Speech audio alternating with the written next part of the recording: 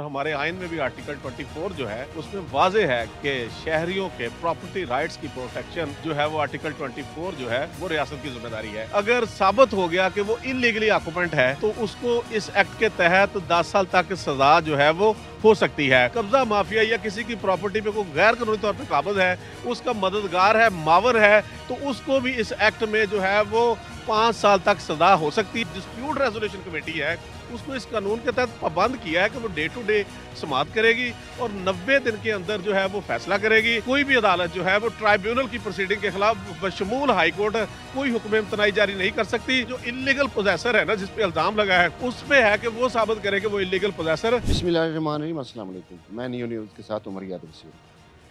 हुकूमत पंजाब ने एक ऑर्डीनेंस जारी किया है कि किसी भी जगह पर जो गैर मनकूला इराज़ी है, जायदाद है, उस पर कोई बंदा नाजायज़ कब्ज़ा अब नहीं कर सकेगा। क्या ऑर्डीनेंस जारी हुआ है? कानून साज़ी क्यों नहीं की गई? कानूनी निकात हैं, इसमें काफ़ी चीज़ें शामिल हैं। हमारे साथ सीनियर एडवोकेट सुप्रीम कोर्ट हैं, चौधरी नसीर अहमद कबो। इनसे पूछते हैं कि क्या ये ऑर्डीनेंस है और इसमें आम शहरी की क्या दिलचस्पी है? नसीर साहब, अस्सलाम वालेकुम। जी वालेकुम अस्सलाम। अच्छा, ये बताइए कि ये ऑर्डीनेंस गवर्नर की जानिब से जारी किया गया है, इसमें आम आदमी की दिलचस्पी क्या है? जी बिस्मिल्लाहिर्रहमानिर्रहीम। बेसिकली हमारे आइन की कमांड है आर्टिकल 37D। फौरी और सस्ता इंसाफ हर शहरी का फंडामेंटल राइट है। हमारे मुल्क में अदालती निज़ाम में ताख़ीर बहुत ज़्यादा है, जिसकी वजह से लोगों में बहुत ज़्यादा फ्रस्ट्रेशन है। इसी तरह लोगों के जो प्रॉपर्टी राइट्स हैं, लोगों की ज़मीनों पे कब्ज़े हो जाना, कब्ज़ा माफिया का जो है वो डोमिनेट करना, ये वो मसाइल हैं जिनको हल करना जो है वो बहुत ज़रूरी था और वक़्त की ज़रूरत थी। और हमारे आइन में भी आर्टिकल 24 जो है उसमें वाज़े है कि शहरियों के प्रॉपर्टी राइट्स की प्रोटेक्शन जो है वो आर्टिकल 24 जो है वो रियासत की ज़िम्मेदारी है। तो इन्हीं चीज़ों को मलहूज़े खातर रखते हुए पंजाब गवर्नमेंट ने एक ऑर्डिनेंस जारी किया है। बेसिकली इस ऑर्डिनेंस का नाम है the Punjab protection of ownership of immovable property ordinance 2025। इस ऑर्डिनेंस में बेसिकली आपने सवाल पूछा था कि ऑर्डिनेंस है, ये एक्ट क्यों नहीं है। बेसिकली असेंबली का इजलास इन सेशन नहीं है, तो आर्टिकल 128 जो है वो कॉन्स्टिट्यूशन ऑफ पाकिस्तान का, ये गवर्नर को अलाउ करता है कि वो अगर असेंबली इन सेशन ना हो और हंगामी हालात हों तो वो ऑर्डिनेंस जारी करके कानून का इतलाक़ किया जा सकता है और 90 डे के लिए जो है वो कानून जो है वो नाफिजुल अमल होता है और उन दिनों के अंदर उसको असेंबली से पास करवा के एक्ट बतौर एक्ट पास करवाना होता है। तो इसलिए ये ऑर्डिनेंस जो है इसमें क्या है, आम शहरी की इसमें क्या दिलचस्पी है। बेसिकली इस ऑर्डिनेंस में सेक्शन 4 जो है उसमें बड़ा वाज़ेह लिखा हुआ है कि कोई भी शख्स अगर इल्लीगली किसी की ज़मीन पर या किसी मकान पर या दुकान पर कोई भी प्रॉपर्टी है जो इमूवेबल है, उस पे काबिज़ हो जाता है और उस पे वो मलकियत का कोई सबूत नहीं रखता और वो जबर से या फ्रॉड से या धोखे से, तो ऐसे शख्स के लिए सेक्शन 4 में मुतनब्बे किया गया है कि वो अगर साबित हो गया कि वो इलीगली ऑक्यूपेंट है तो उसको इस एक्ट के तहत 10 साल तक सज़ा जो है वो हो सकती है। और इस एक्ट में एक तो गैर कानूनी काबज़ीन जो हैं उनको जो है वो पेनलाइज़ किया गया है, लेकिन इसके साथ-साथ इनके जो मावनीन हैं, जो इनके फैसिलिटेटर हैं, इनके मददगार हैं, जो कब्ज़ा ग्रुपों का हिस्सा हैं, उनको भी जो है वो इस एक्ट के तहत जो है वो मोर्द इल्ज़ाम ठहराया गया है।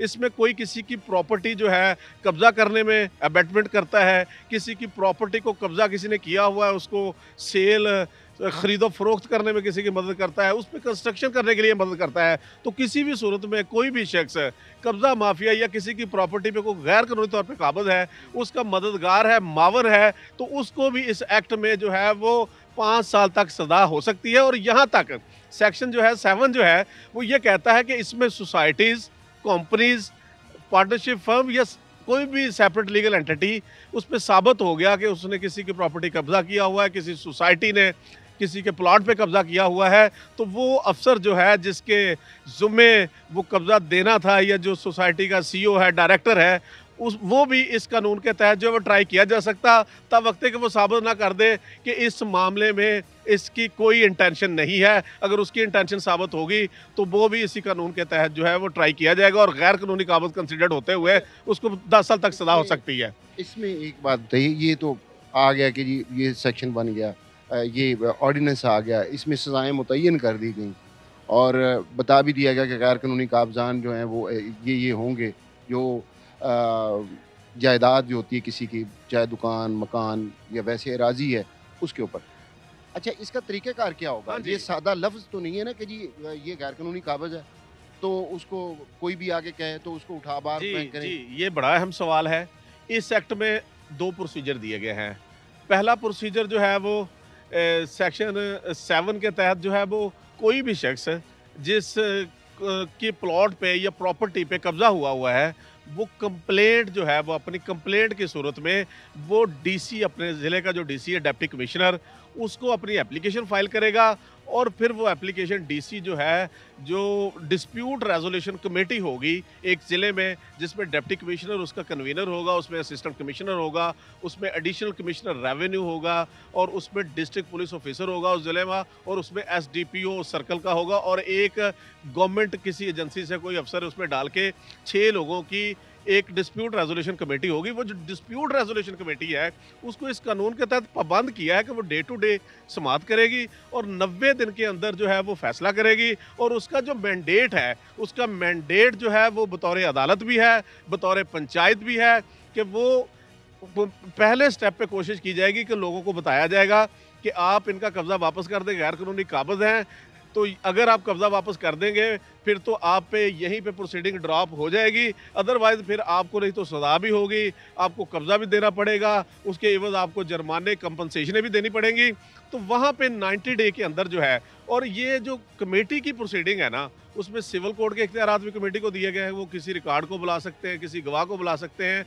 सारा कुछ करने के बाद अब कमेटी या तो मामले को डिस्प्यूट को रिजॉल्व करवा के मामला 90 डे के अंदर अंदर मैटर रेफर टू ट्राइब्यूनल कर देगी और ट्राइब्यूनल से जजमेंट जारी करवाएगी कि जी ये हमने डिस्प्यूट रिजॉल्व करवा दिया है। तो जब वो जजमेंट जारी होगी तो 24 घंटे के अंदर अंदर जो है कब्जा जो है कोई भी फोर्सेज है, चीज़ें जो हैं वो अंडर कंसिडरेशन है कि पीरा फोर्स के ज़रिए या देगर पुलिस के ज़रिए जो है वो कब्जे को जो है वो रिस्टोर करवा लिया जाएगा। और इसमें वज़ीर आला पंजाब की स्टेटमेंट यही है कि एक्ट ऑर्डिनेंस बनने के 30 दिन के अंदर अंदर जो है वो डिस्प्यूट रेजोल्यूशन कमेटियां जो हैं वो काम करना शुरू कर देंगी। अब दूसरा स्टेप इसमें यह है कि अगर मामला रिजॉल्व नहीं होता और 90 दिन भी गुजर गए, फिर कानून ये कहता है कि अगले 30 दिन के अंदर जो है वो मामला जो है वो रेफर करेगी dispute resolution committee special tribunal जो कि प्रॉपर्टी को डील करने के लिए। वो स्पेशल ट्राइब्यूनल का जज की क्वालिफिकेशन क्या है, हाई कोर्ट के जज की क्वालिफिकेशन का या डिस्ट्रिक्ट एंड सेशन जज। हर ज़िले में अदालत बनेगी और ट्राइब्यूनल जो है उसमें भी जो है वो उसको बड़े वसी इख्तियारात दिए गए हैं। उसमें भी 90 दिन का ही कहा गया है, डे टू डे प्रोसीडिंग का कहा गया है, समरी ट्रायल का कहा गया है और उसमें ये कहा गया है कि ट्राइब्यूनल कोई भी ज़ाब्ता जो है वो सिविल प्रोसीजर या क्रिमिनल प्रोसीजर कोड का अपनाने के अलावा अगर वो समझता है कोई ज़ाब्ता ऐसा जो चीज़ें जल्दी एक्सपेडाइट हो, वो भी उसको इख्तियार दिया गया कि वो ज़ाब्ता अपनाते हुए कर सकता है। और यहाँ तक इस एक्ट में कहा गया है कि कोई भी शख्स जो है या कोई भी अदालत जो है वो ट्राइब्यूनल की प्रोसीडिंग के खिलाफ बशमूल हाई कोर्ट कोई हुक्म इम्तनाई जारी नहीं कर सकती। और यहाँ तक ट्राइब्यूनल को इतने इख्तियारात हैं कि over writing of act section 3 कहता है कि अगर कहीं किसी अदालत में पहले कब्जे की बाबत केसेस चल रहे हैं तो उन सब पे फौकियत इस एक्ट को और इस अदालत को होगी। ये अदालत भी सिफारिश कर सकती है कि वो केस इधर आ जाए, डिस्प्यूट रेजोल्यूशन कमेटी भी सिफारिश कर सकती है, यहाँ तक कि पार्टीज़ भी दरख्वास्त दे के उधर से केस इधर ट्रांसफ़र करवा सकती है। और इसमें डिस्प्यूट रेजोल्यूशन कमेटी की हद तक पार्टीज़ इन पर्सन जाएंगी और वहाँ पे जो है जैसे मुत्सिब की अदालत में पार्टीज़ जाती हैं और चीज़ों को बहुत ज़्यादा जो है आसान करने की कोशिश की है कि वकला का रोल भी जो है उसमें माइनस किया गया है। वकला का रोल ट्राइब्यूनल में होगा, बेसिकली वो अदालत का काम करेगी। और उसमें क्या कर सकता है ट्राइब्यूनल को, क्या इख्तियारात हैं? ट्राइब्यूनल को एज अ सिविल जज इख्तियार होंगे, वो किसी भी मामले में किसी की जो है वो राइट को डिक्लेयर करने के लिए जजमेंट एंड डिक्री पास करेगी बतौर सिविल कोर्ट। इसी तरह बतौर क्रिमिनल कोर्ट किसी के खिलाफ जो है वो पनिशमेंट जो है वो बतौर क्रिमिनल कोर्ट इख्तियारात इस्तेमाल करते हुए 5-10 साल तक पनिशमेंट भी जारी दे सकती है जो गैर कानूनी काबज़ीन हैं या जो अबैटमेंट वाले हैं या जो देगर सोसाइटीज़ वाले हैं। और तीसरा इसमें ट्राइब्यूनल को इख्तियार है कि ट्राइब्यूनल जो है किसी की भी प्रॉपर्टी जो है उसकी मार्केट वैल्यू के मुताबिक ऑर्डर कर सकती है कि इसको गैर कानूनी कागज़ को इसको कंपनसेशन करो, या किसी की प्रॉपर्टी जो है अगर किसी ने गैर कानूनी कंस्ट्रक्शन भी की है तो वो उसको वागदार करवा के उसका पोजेशन रिस्टोर करके देगी। और यहाँ तक कि इसमें ये भी कहा गया है कि कोई शख्स जिसने दरख्वास्त दी, किसी को कहा कि ये गैर कानूनी काबज़ है, वो साबित ना कर सका, तो उसको भी इस एक्ट के तहत जिस प्रॉपर्टी की बाबत कहा गया है कि ये प्रॉपर्टी पे गैर कानूनी काबज़ है और साबित नहीं हो सका, तो वो उस प्रॉपर्टी का 25% कीमत जो है वो उसको जुर्माना देगा। और 10 लाख 1 मिलियन तक जो है वो उसको फाइन भी पड़ सकता है। इसलिए यहाँ इसका एक्ट में यही कहा गया है कि वो आए जो सीरियस है, कंप्लेनेंट है, जिसके साथ वाकई ज़्यादती हुई है, तो झूठी और बोगस दरख्वास्तों का दरवाज़ा रोकने के लिए झूठे कंप्लेनेंट पे भी जो है वो सज़ा और जुर्माना रखा गया है। और इसमें इसकी ट्रांसपेरेंसी को मेंटेन करने के लिए इसमें ये भी कहा गया है कि इसकी जो है लाइव स्ट्रीमिंग जो है डे टू डे हियरिंग समाअत की, वो भी जो है वो सोशल मीडिया पे या ऑफिशियल वेबसाइट पे दी जाएगी, ताकि लोग देखें कैसे ट्रांसपेरेंटली मामला होता है। और इसमें ये भी कहा गया है कि बर्डन ऑफ प्रूफ जो है यूजुअली होता है कि जो केस दायर करता है उस पे होता है, लेकिन इस पे जो इलीगल पोजेसर है ना, जिस पे इल्ज़ाम लगा है, उस पे है कि वो साबित करे कि वो इलीगल पोजेसर नहीं है। और इसी तरह ड्यूरिंग द पेंडेंसी अदालत जो है वो या ट्राइब्यूनल जो है वो कोई भी ऑर्डर जारी कर सकता है जिससे किसी को खतरा है कि उसकी प्रॉपर्टी पे कोई कब्जा ना हो जाए, तो वो उसको बुलाएगा जिसके खिलाफ कंप्लेंट है, उससे श्योरिटी बॉन्ड लेगा कि भी आप इंश्योर करो कि आप उधर नहीं जाओगे, या उस पे उसके जो है वो प्रॉपर्टी को सील करने का ऑर्डर भी कर सकता है। और मैं एंड पे बात ऐड करूं कि इस कानून के तहत जो भी फैसला होगा, ट्राइब्यूनल को भी 90 दिन में कन्फाइन किया गया है और डिस्प्यूट रेजोल्यूशन कमेटी को भी 90 दिन में किया गया है। और कब्जा जो है वो ये इंश्योर किया गया है कि पहले यहाँ इजरा फाइल होता है, वो साल चलता है।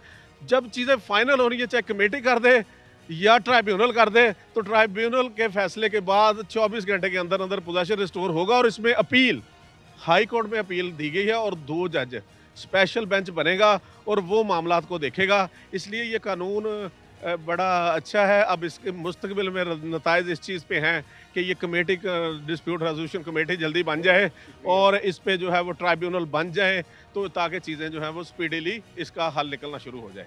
बहुत शुक्रिया नसीर साहब। इसमें एक चीज़ ऐड करता चलूँ कि जो भी दरख्वास्त देना चाहता है उस डिस्प्यूट रेजोल्यूशन कमेटी के पास, वो ये सोच कर दे कि वो असली मुतासरा है। अगर वो किसी को तंग करने के लिए गलत दरख्वास्त देता है, झूठी दरख्वास्त देता है, तो उसको भी सज़ा हो सकती है। अपना ख्याल रखिएगा, इजाज़त दीजिए, फ़ी अमान अल्लाह।